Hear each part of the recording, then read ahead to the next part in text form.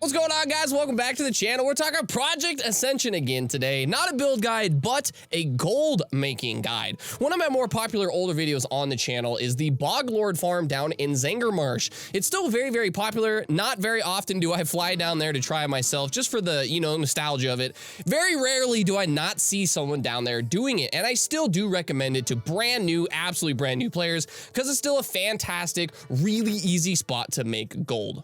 But if you feel like you've kind of tapped out the potential of the Bog Lords, I've got another place to go that can net you around 2,000 gold an hour, of course, depending on your profession setup. Now, granted, you can still get about 1,000 gold plus an hour, literally just vendoring the items to the shop near the outside of SSC. So if you're not really into professions or have professions that make you gold, you can still make a decent amount of gold. In this video, I'll go over the build that I use and kind of give you a step-by-step rundown of the route that I use to kind of generate the gold that I do. If you guys like this video and things like, remember to subscribe below, hit the like and bell button while you're down there as well. We go live every day on twitch.tv/Drydeck_TV every day at 10 a.m. Pacific Standard Time. Without further ado, let's get in the video. Let's go!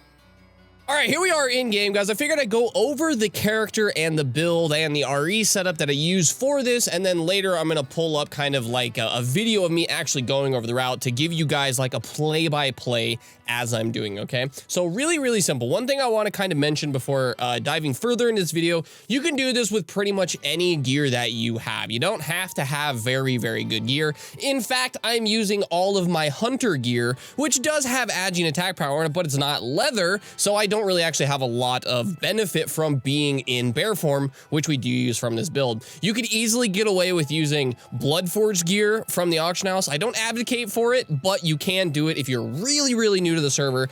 Just grab some leather gear, get some crafted gear. It doesn't really matter. You can pretty much do this in anything. The way that I have set it, built this build, it's pretty noob friendly. So really quick, let's go over it, okay? So the REs as they are Righteous Zealot for the legendary, and we're using Tainted Swipe and Envenomed for the rare.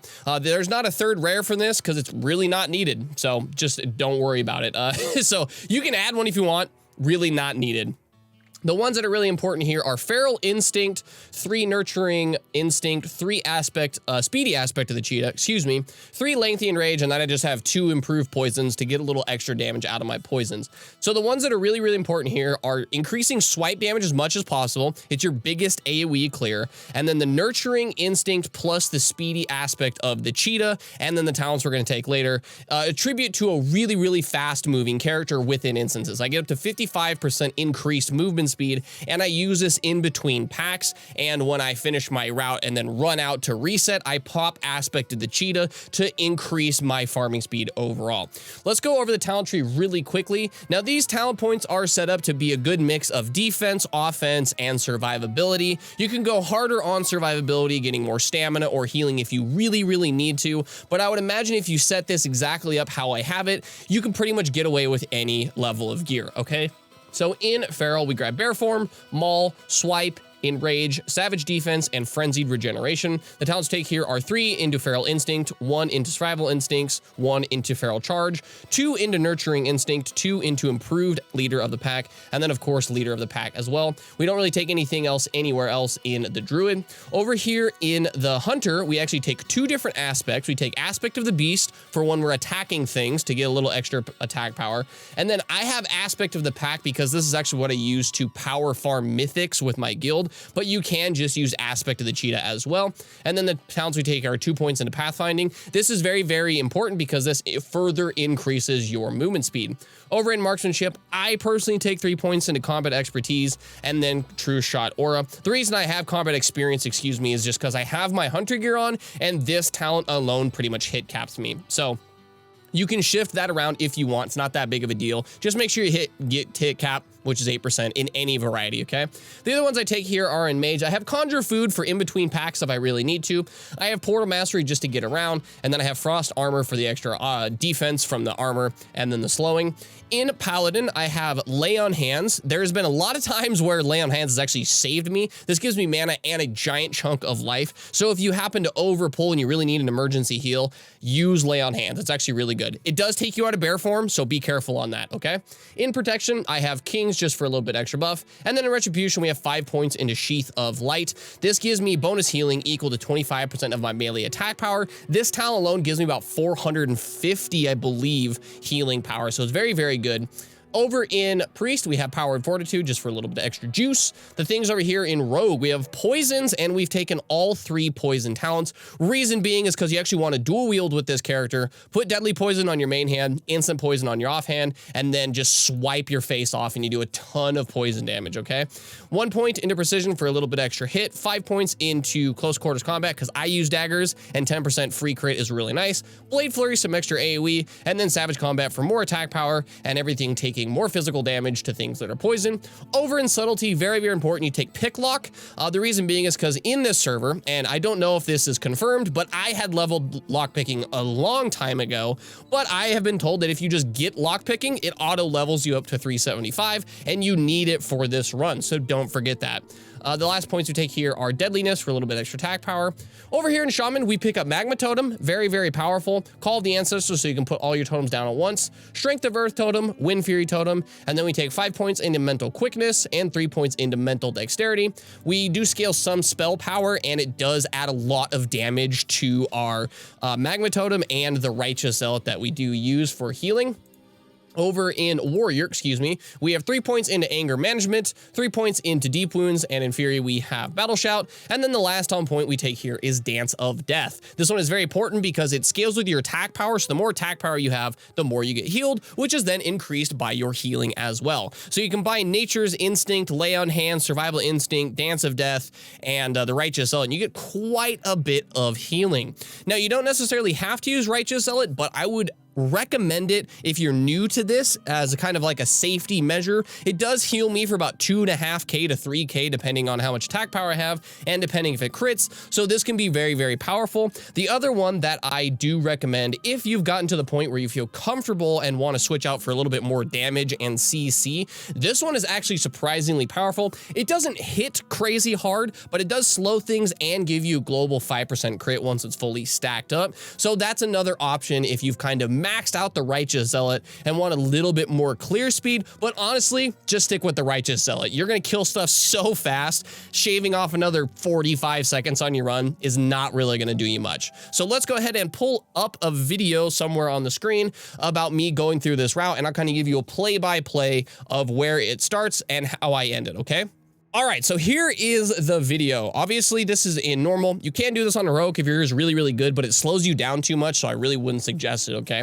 So you start here, make sure your aspect of the pack or cheetah is not on, just make sure you're ready. So usually how I start it, if we start the video here, I run through here, just swipe, get these guys with a bleed and maybe a poison just to get them aggro. I charge over here, specifically focus down this siren, make sure it's dead, and then I pick up these packs right here just for a little bit extra gold. You'll see right here they root you, and you can power shift in and out of bear to get out of there. I lay down my totems, which is Magma Totem, the Strength of Earth, and the Wind Fury, and then I pop Blade Flurry to kind of AoE everything down. So while this Tidal Surger is coming up on you, you want to charge in there while Blade Flurry is up and try to kill the little elementals because they put a stacking damage buff on you. You can see it right down here. That makes you take a tremendous amount of damage from their water bolts. The last thing you do is charge over here to this first chest, and this is kind of where you're going to make the majority of your gold is from these chests. Now, you can make a decent amount of gold from just killing stuff. I've gotten a couple BOE epics that sold for like 500 gold. They do have a high chance of dropping things like Dark Moon Fair cards, blues, and some other things.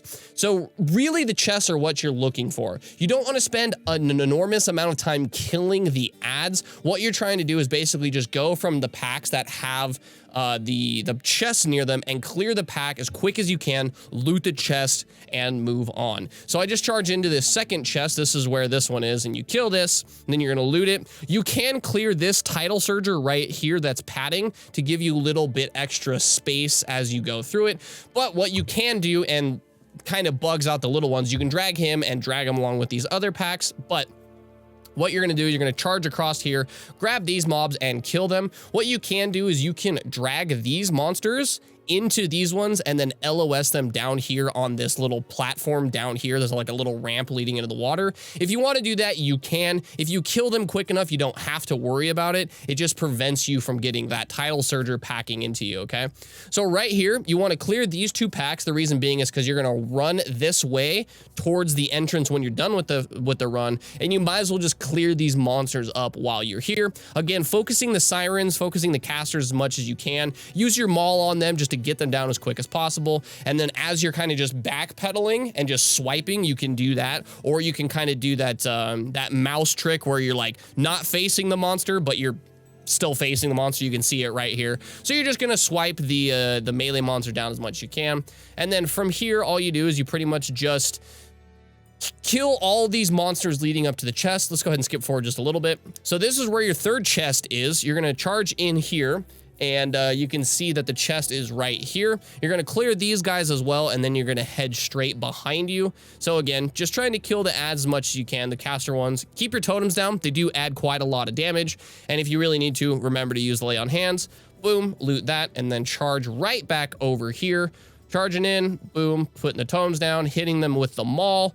Using survival instincts there just for a little bit extra HP, but it's really not needed. As you can tell, I'm pretty much full life. The other thing that's really good about this farm is you get a lot of HP pots and a lot of mana pots while you're doing this. So you can use them liberally while you're doing this if you need a little bit extra hand. And this is basically where the farm ends. You loot this 4th chest, and then you loot it and just run out the back, well, the front, I should say, and just reset the instance. Now, I have a reset instance macro. I'll leave a link to that down in the description if you want, or you can just right click on your portrait and reset the instances. So let me go ahead and pause the video right here. So this is the loot from one run. Granted, the gems are a little bit stacked and the primal waters aren't there, but all of these greens were from this one run. The other thing that you're going to make a lot of money on from this is blues, greens, potentially epics if you get them, but a really big one is the blue gems that you get from the chests. So depending if you have a jewel crafter alt, you can cut them for a lot more gold, or you can just sell the raw gems sometimes. It's a little bit harder to sell things right now with Area 52, but I have been able to sell, I don't know, 20, 30 different gems, netting me about 1,500 gold. I've gotten some really expensive cards like the 3 of Furies, the 6 of Blessings. Some of these range from anywhere from 2 to 2,000 gold depending on the day. I do believe you can get any of the cards in here, but I haven't found the full deck. But essentially what you're going to do is you're going to fill your bags, and then you're actually going to go up to the vendor near SSE. So I'm going to skip forward just a little bit, go through my last run here just so you can see me vendoring. So let me see. Did I vendor in this? Yes. Okay. So what you're going to do once your bags are kind of full, you're actually going to go out towards this guy, and you're going to vendor up here. Now you need reputation, I believe, with Cenarian Expedition to use this vendor. So you can tell my inventory is kind of full with greens. Now, how I get the most out of my farm here is I have an enchanting on my main. I have a jewel crafting alt. You don't need it. You can still net over 1,000 gold an hour, literally just vendoring everything. So if you don't want to deal with it and don't want to deal with the auction house, that's fine. But the way that I do it is I sell anything that's going to be 5 gold or less to the, or 5 gold or more, excuse me, to the vendor, and then I disenchant all the other greens. The reason being is because if you have weapons, specifically two-handers, they have a really high chance of giving like 2 greater planar essences, which you can use to make enchanting. So the way that I get most of my gold actually is selling mongoose enchants on the auction house along with some other things. So I've been able to net around, you know, if everything goes to plan and I sell everything, I get about 2,500 to 3,000 gold per hour on average. But that's with a jewel crafting alt, selling cut gems, and selling enchanting recipes on the auction house. Now, I haven't taken into account like the really expensive cards that I found. I found a card that was worth 4,000 gold in here, and I didn't really include that in here because that's kind of like a lottery ticket. But the good thing about this farm is it does open you up for those lottery ticket finds, which is really, really exciting. So when you get a really, really big ticket item and you go to the auction house worth like 3,000 gold, you're like, yes, it's so good. Awesome. But yeah, so that's the route, guys. It's really, really simple. I would say if you're really struggling for gold, maybe you've maxed out the Bog Lords, definitely give this a try. As far as the video, guys, that is gonna be it. Let me know what you think down in the comments about this video and this gold farm. I'm sorry, Ellie, the cat's kind of out of the bag, but you've been doing this for like 2 years now. It's not it's not really a secret anymore. Every time that I'm doing the farm, I always see like 1 or 2 people down here doing it. They might be bots. I'm not really sure. Do I think this is overpowered? No, not at all. I think it's a very good high-end way of making gold, and you can capitalize on it if you have the professions to back it up. You know, you can still make, if you get lucky, like 10,000 gold in 45 minutes out in high risk. So it's not nearly as bad as like some like super high end high risk farming. So is this in need of a nerf? No, I don't think it is. And it's actually glad that something this consistent is in the game and the barrier of entry is really low, especially if you use a build like this. Without too much more rambling, guys, that is the video. Remember, subscribe below for more content. I will see you guys in the next video, and good luck in the Steam Vaults. Peace!